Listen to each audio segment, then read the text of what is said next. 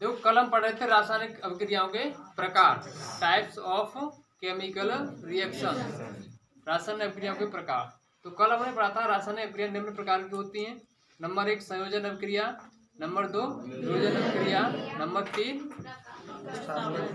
विस्थापन अभिक्रिया, नंबर 4 विस्थापन अभिक्रिया, नंबर 5 ऊष्माक्षेपी, नंबर 7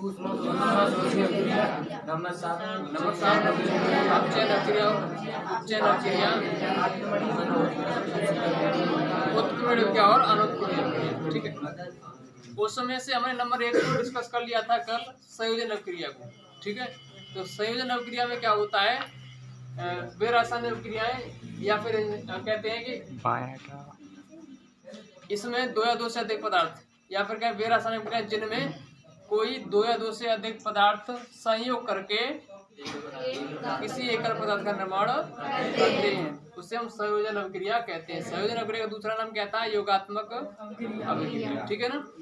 आज हम पढ़ेंगे नंबर 2 वियोजन अभिक्रिया, वियोजन या अपघटन अभिक्रिया। ठीक है, अंग्रेजी से कहते हैं रिकॉम्बिनेशन रिएक्शन। ठीक है बेटा, अब देखो इसकी डेफिनेशन को हम समझेंगे। वे रासायनिक अभिक्रियाएं जिनमें कोई एकल पदार्थ 2 या 2 से अधिक, देखो दोबारा, वे रासायनिक अभिक्रियाएं जिनमें कोई एकल पदार्थ 2 या 2 से अधिक सरल पदार्थों में टूटता है, उन्हें वियोजन या अपघटन अभिक्रियाएं कहते हैं। वियोजन अभिक्रियाएं संयोजन अभिक्रियाओं की विपरीत होती हैं। ठीक है, संयोजन अभिक्रिया की विपरीत क्या होती है, वियोजन अभिक्रिया। ठीक, अब वियोजन अभिक्रियाएं 3 प्रकार की होती हैं। नंबर 1 ऊष्मीय वियोजन अभिक्रिया, नंबर 2 विद्युत वियोजन अभिक्रिया, नंबर 3 प्रकाशीय वियोजन अभिक्रिया। ठीक है, इन तीनों अभिक्रियाओं को बारी बारी से अभी हम डिस्कस करेंगे। ठीक है, ऊष्मीय वियोजन अभिक्रिया, तो ऊष्मीय वियोजन अभिक्रिया क्या होती है तो हम उसको पढ़ेंगे। तो वे वियोजन अभिक्रियाएं, ठीक है, वे वियोजन अभिक्रियाएं जो ऊष्मा के द्वारा संपन्न होती हैं, उन्हें ऊष्मीय वियोजन अभिक्रिया कहते हैं। जैसे CaCO3, CaCO3 क्या है, कैल्शियम कार्बोनेट। क्या ये कैल्शियम कार्बोनेट को जब हम गर्म करते हैं यानी ऊष्मा देते हैं इसको, तो क्या कितने पदार्थ टूटता है, 2 या 2 से अधिक पदार्थ टूट रहा है। तो CaO कैल्शियम ऑक्साइड, इसे क्या कहते हैं, कैल्शियम ऑक्साइड या बिना बुझा हुआ चूना, कली चूना भी कहते हैं इसको। ठीक है, और ये कार्बन डाइऑक्साइड CO2 क्या है, कार्बन डाइऑक्साइड। तो हमने यहाँ पे देखा कि एकल पदार्थ, भाई वियोजन अभिक्रिया की परिभाषा क्या थी, वे रासायनिक अभिक्रिया जिनमें कोई एकल पदार्थ 2 या 2 से अधिक सरल पदार्थों में टूटता है। ठीक है, तो यहाँ पे देखा हमने कि कैल्शियम कार्बोनेट है, एक पदार्थ है, 2 पदार्थों में टूट रहा है कि नहीं, कैल्शियम ऑक्साइड और कार्बन डाइऑक्साइड। अब ऐसे दूसरा उदाहरण हम ले तो PbNO3 का उल्टा, PbNO3 का उल्टा, ये किसका सूत्र होता है, लेड नाइट्रेट। क्या होता है, लेड नाइट्रेट। जब इसको भी हम क्या करेंगे, गर्म यानी ऊष्मा देंगे, इसको क्या देंगे, ऊष्मा। जब इसको भी ऊष्मा देंगे तो ये भी सरल पदार्थों में टूट रहा है, देख रहे हैं। तो PbO यानी लेड ऑक्साइड, क्या कहेंगे इसको, lead oxide. NO2 nitrogen dioxide और O2 ऑक्सीजन। ठीक है, तो इस प्रकार से हमने देखा कि ऊष्मीय वियोजन अभिक्रिया क्या है। ठीक है ना, तो हमें याद हो जाएगा कि वे वियोजन अभिक्रियाएं जो ऊष्मा के द्वारा संपन्न होती हैं, उन्हें ऊष्मीय वियोजन अभिक्रिया कहते हैं। ठीक है, देखो अभी मैंने पढ़ा था ऊष्मीय वियोजन अभिक्रिया को, अब पढ़ेंगे हम विद्युत वियोजन अभिक्रिया। ठीक है, तो हम इसमें क्या पढ़ेंगे, वे वियोजन अभिक्रियाएं जो विद्युत अपघटन के द्वारा संपन्न होती हैं, उन्हें विद्युत वियोजन अभिक्रियाएं कहते हैं। ठीक है, विद्युत अपघटन द्वारा संपन्न होती हैं, उन्हें विद्युत वियोजन अभिक्रियाएं कहते हैं। जैसे NaCl क्या है, सोडियम क्लोराइड। जब इसके जलीय विलयन में विद्युत को प्रवाहित करते हैं, ठीक है, तो हमें सोडियम और क्लोरीन प्राप्त होते हैं। ठीक है ना, ऐसा ही जिंक क्लोराइड है ZnCl2, इसमें विद्युत प्रवाहित की जाए तो जिंक और क्लोरीन प्राप्त होंगे। अब देखिए इसमें पढ़ेगा प्रकाशीय वियोजन अभिक्रिया। ठीक है, तो वे वियोजन अभिक्रियाएं जो सूर्य के प्रकाश में संपन्न होती हैं उन्हें प्रकाशीय वियोजन क्रिया कहते हैं। अब ये आपका सिल्वर ब्रोमाइड AgBr, इसे क्या कहते हैं? Silver bromide. सिल्वर ब्रोमाइड जब इसे सूर्य का प्रकाश दिया जाता है, जब इसे सूर्य के प्रकाश में अर्थात धूप में रखा जाता है तो क्या हो जाता है? ये दो पदार्थों में अपघटित हो जाता है। Ag क्या है? सिल्वर, और Br2 क्या है? ब्रोमाइड, ये आपका ब्रोमीन, ठीक है ना। AgCl, ठीक है, सिल्वर क्लोराइड। सिल्वर क्लोराइड यहाँ पे भी जब इसे सूर्य का प्रकाश दिया तो ये भी दो पदार्थों में टूट जाता है। तो Ag क्या है? सिल्वर, और Cl2 क्या है? क्लोरीन, ठीक है ना। हाँ बेटा देखो इधर अगला नंबर हम पढ़ेंगे विस्थापन अभिक्रिया। इससे पहले हमने कौन कौन सी अभिक्रिया पढ़ी? संयोजन अभिक्रिया और वियोजन अभिक्रिया। वियोजन अभिक्रिया के प्रकार पढ़े, ठीक है। उसके बाद आप पढ़ रहे हैं विस्थापन अभिक्रिया। कौन सी अभिक्रिया? विस्थापन अभिक्रिया अंग्रेजी में क्या कहते हैं? डिस्प्लेसमेंट रिएक्शन, ठीक है। तो थोड़े वे रासायनिक अभिक्रियाएं जिनमें अधिक क्रियाशील पदार्थ कम क्रियाशील पदार्थ को विस्थापित कर देता है उन्हें विस्थापन अभिक्रिया कहते हैं। जैसे Fe क्या है आपका? आयरन। CuSO4 क्या है? Copper sulphate. देखो जब कॉपर सल्फेट के जलीय विलयन में लोहे की कील को रखा जाता है तो कॉपर सल्फेट जो आयरन है आपका Fe वो कॉपर से अधिक क्रियाशील है, ठीक है। तो विस्थापन अभिक्रिया में ये क्या कर देगा? इसको विस्थापित कर देगा। तो यहाँ पे हमने देखा कि कॉपर सल्फेट यानी यहाँ पे क्या बन गया? आयरन सल्फेट बन गया। यानी इसने कॉपर को हटाकर कॉपर के स्थान पर आ गया तो इसने बना दिया क्या? आयरन सल्फेट बना दिया। कॉपर को क्या कर दिया? इसने अलग कर दिया। ऐसे ही आपका दूसरा उदाहरण है जिंक। Zn किसका सूत्र है? जिंक, ठीक है। जिंक को जब कॉपर सल्फेट में डाला तो क्या प्राप्त हुआ? जिंक सल्फेट, और कॉपर को क्या कर दिया? इसने अलग कर दिया, ठीक है। देखो इस उदाहरण से हम विस्थापन अभिक्रिया को समझेंगे कैसे। देखिए हमने परिभाषा में लिखा था वे रासायनिक अभिक्रियाएं जिनमें अधिक क्रियाशील पदार्थ कम क्रियाशील पदार्थ को विस्थापित कर देता है। तो विस्थापित करने का मतलब है किसी यौगिक से उस तत्व या उस पदार्थ को हटा देना, ठीक है, हटा देना। अब जैसे मान लीजिए उदाहरण में जैसे अभी बारिश का मौसम है, ठीक है ना, बारिश हो रही है।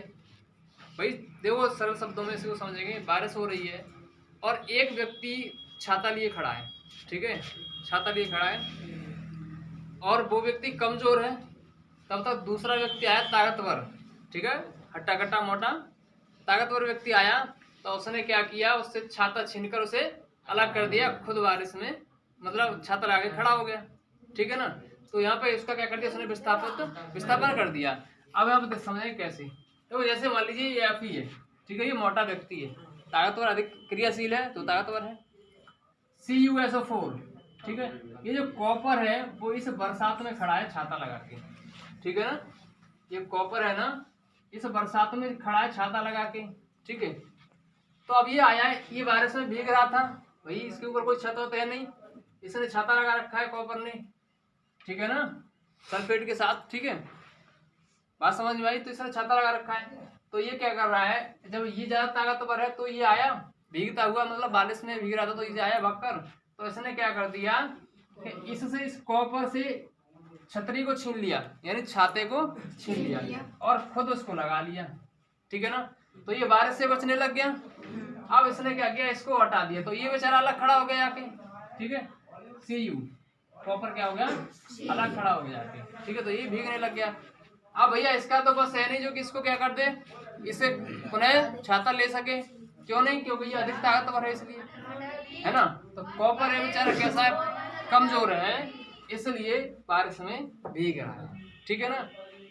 और आयरन अधिक ताकतवर है इसलिए उसने ये छतरी को ले लिया है और स्वयं बारिश से बच गया है, ऐसा समझो। अर्थात हम कह सकते हैं इस आयरन ने कॉपर को क्या कर दिया है? विस्थापित कर दिया है। तो यहाँ पर समझो अधिक क्रियाशील, जब ये आयरन जब ताकतवर है इसलिए इसने कॉपर को क्या कर दिया? हटा दिया है। यहाँ पे कॉपर को क्या कर दिया है? हटा दिया है, खुद छतरी के नीचे आ गया। तो ऐसे समझो, कभी भी ऐसी रिएक्शन आपके सामने लिखी हो तो आप उसमें पूछेगा क्या ये कौन सी अभिक्रिया है, ठीक है। संयोजन अभिक्रिया है कि वियोजन अभिक्रिया है, विस्थापन अभिक्रिया है, तो आप ऐसे ही समझेंगे। तो इसमें देखेंगे ये आयरन है, अधिक तत्वर है, कॉपर कम क्रियाशील है, कम तत्वर है, तो ये आयरन क्या कर देगा, इसको हटाकर सल्फेट के साथ क्रिया कर लेगा, ठीक है ना। सल्फेट के साथ क्रिया करके आयरन सल्फेट बना देगा और इस कॉपर को क्या कर देगा, अलग कर देगा, ठीक है।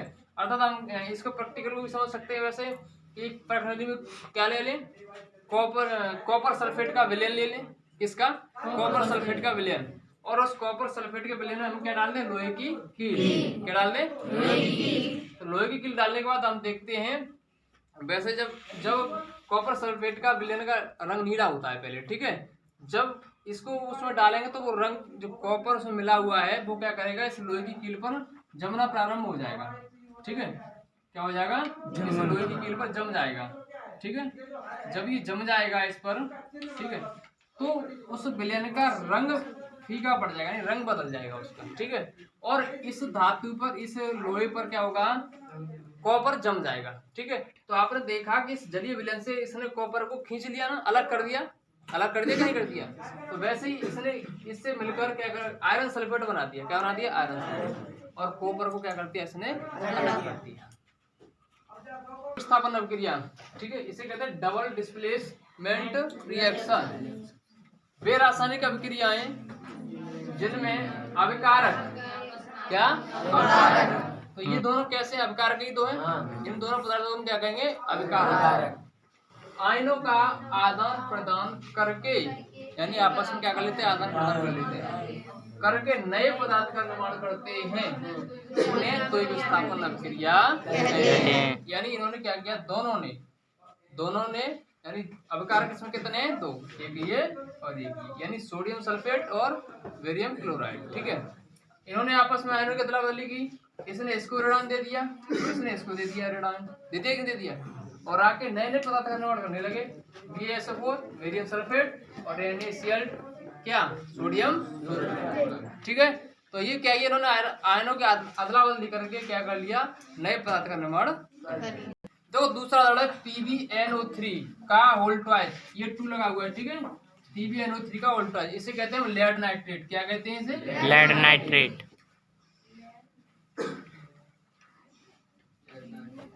ठीक है, प्लस CuCl2, ये होता है कॉपर क्लोराइड, क्या, कॉपर क्लोराइड।